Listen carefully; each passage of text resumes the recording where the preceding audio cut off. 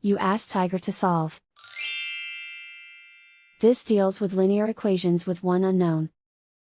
The final result is w equals -84. Let's solve it step by step. Swap sides. Group all constants on the right side of the equation. Subtract 210 from both sides. Group like terms. Simplify the arithmetic.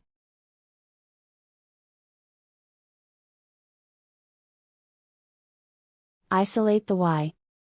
Multiply both sides by -1. Remove the ones.